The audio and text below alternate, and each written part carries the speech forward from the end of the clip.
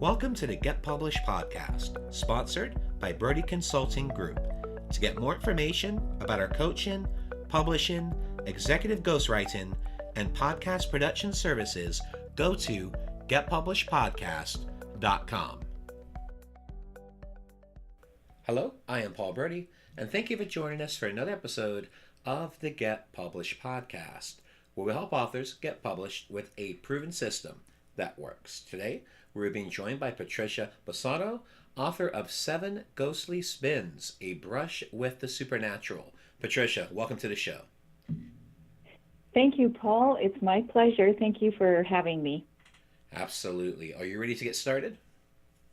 Sure am. All right. Question number 1. What is the one piece of advice that you would give to a first-time author who is currently writing their book?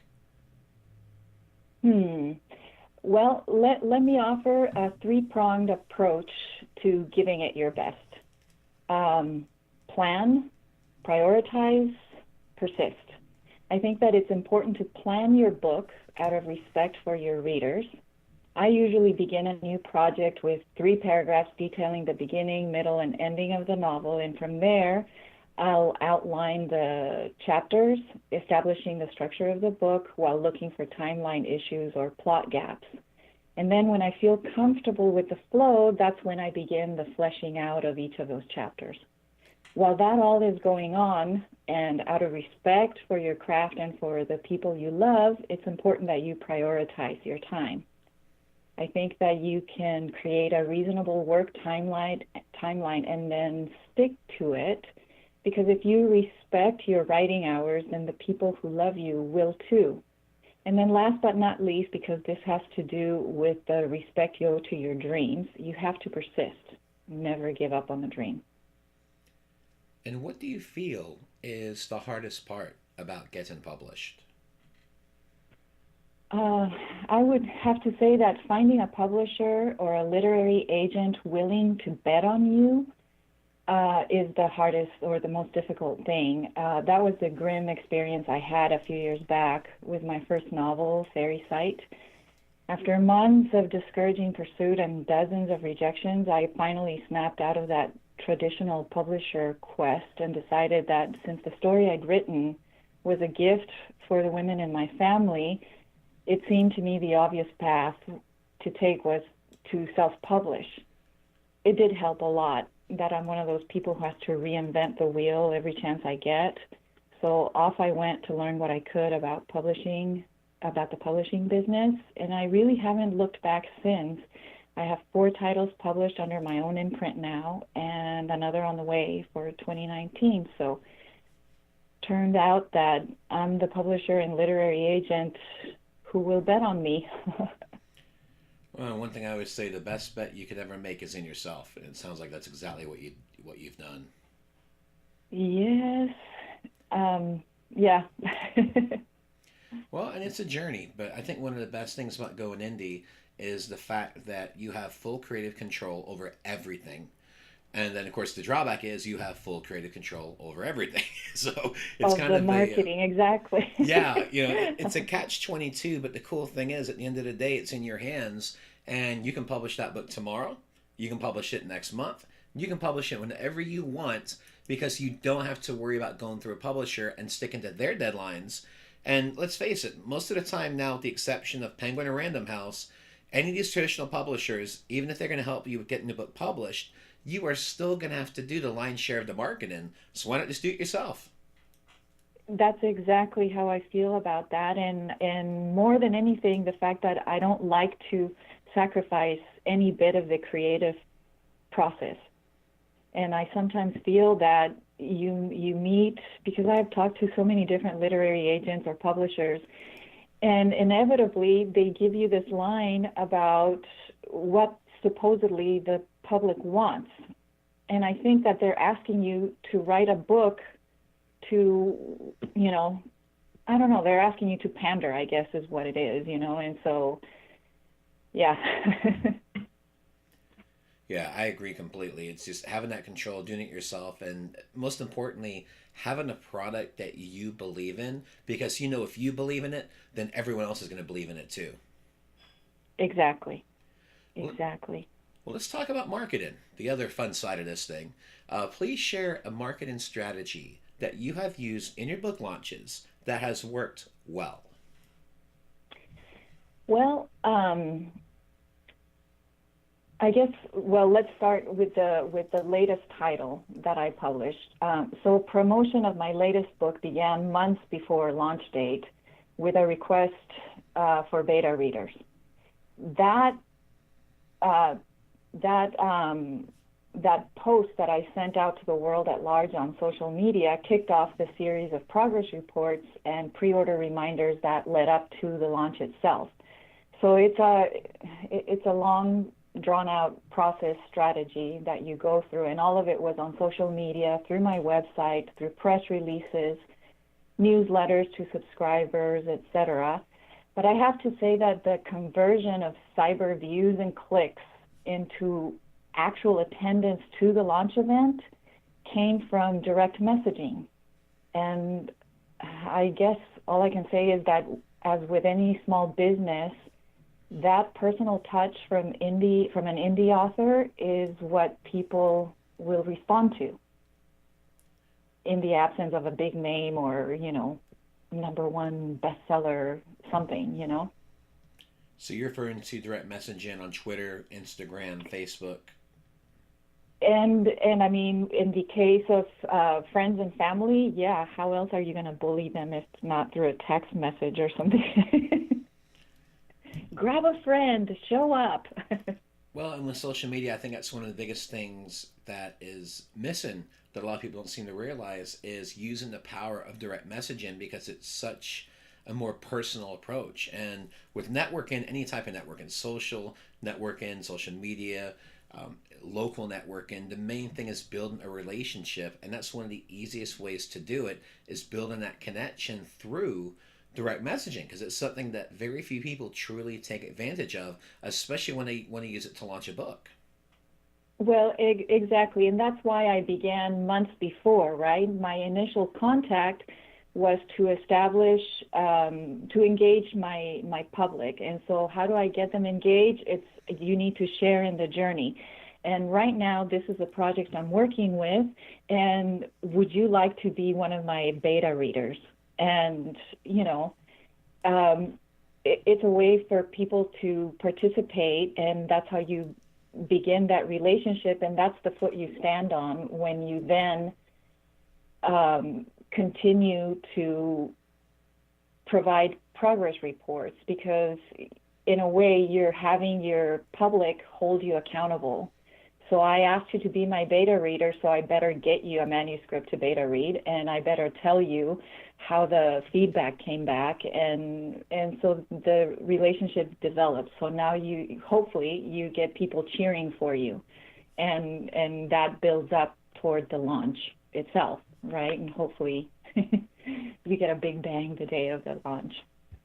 So your progress reports were going through the draft process, getting feedback. Were you also having them help with the selection of your book cover? What other things were you doing in the process? I did submit artwork, and I was having polls, about here's 6 covers that I'm toying with, tell me what you think about the colors, about the art itself, about the fonts, which one seems spookier. My book is about this. In this case, The Seven Ghostly Spins. It's a brush with the supernatural, not a deep dive into horror. So I don't want a bloody cover because I'm not diving deep into, Stephen King territory. I got a lot of interest from people saying, "Oh, well, if it's a brush with the supernatural, then I like cover number 4," or "but the font is all messed up," or so that was very, very engaging, and it was very satisfactory for me to get the opinion of people. And definitely the cover that ended up on the book was a majority vote from social media. Well, and I liked how you clarified your message. You made it very clear. This is the genre. However, we're just touching on this. It's not necessarily going into horror. And then you got the additional feedback with making improvements with the font. That is the perfect collaborative process to have with your following, with your tribe. Exactly. Exactly. So yeah, the process, well, and because I'm an independent, every new title gives me a whole other outlook into the process and into the journey itself.